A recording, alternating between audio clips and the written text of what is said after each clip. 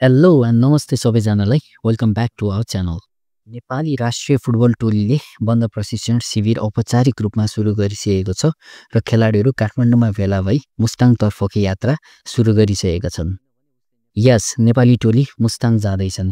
यो भने मुख्य प्रशिक्षक म्याट रोजको विशेष रणनीति अनुसार नेपाली टोली हिजोबाट 6 दिने हाई अल्टिट्युड ट्रेनिङ क्याम्पको लागि मनाङ प्रस्थान भइसकेको छ। यो ट्रेनिङ भने 3500 मिटरको एल्टिट्युडमा गरिनेछ। चुनौतीपूर्ण वातावरणमा शारीरिक क्षमता अभिवृद्धि गर्ने उद्देश्यले यो विशेष निर्णय लिएको हो।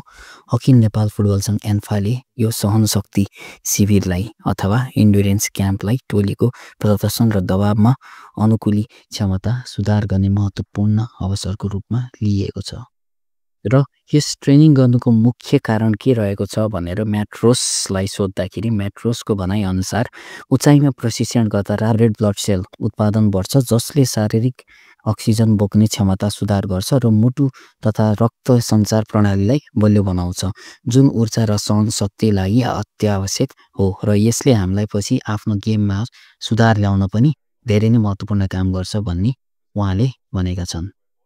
अहिले यस शिविरको लागि 30 जना नेपाली खेलाडीहरू समावेश भएका छन्, जसमा अभिषेक लिम्बू, अमृत श्रेष्ठ, अनन्त तामाङ, अञ्जन विष्ट, अञ्जल श्रेष्ठ, एरिक विष्ट, आयुष कलाम, विमल पाण्डे, विशाल सुनार, दीप कार्की, जिलेप्सी जङ कार्की, किरण चेम्जुङ, कृतिक्य चुन्जु, कुलदीप कार्की, कुशल देउवा, लाकेन लिम्बू, मणिकुमार लामा, मनिष ट्याङ्गी, निराजन धामी, रोहन कार्की, रोहित चन्द, सनी श्रेष्ठ, सन्तोष खत्री, सृजन राज, सुदीप गुरुङ, सुमन श्रेष्ठ, सुरज ज्यू ठकुरी, सुभाष ठकुरी बम र योगेश गुरुङ रहेका छन्।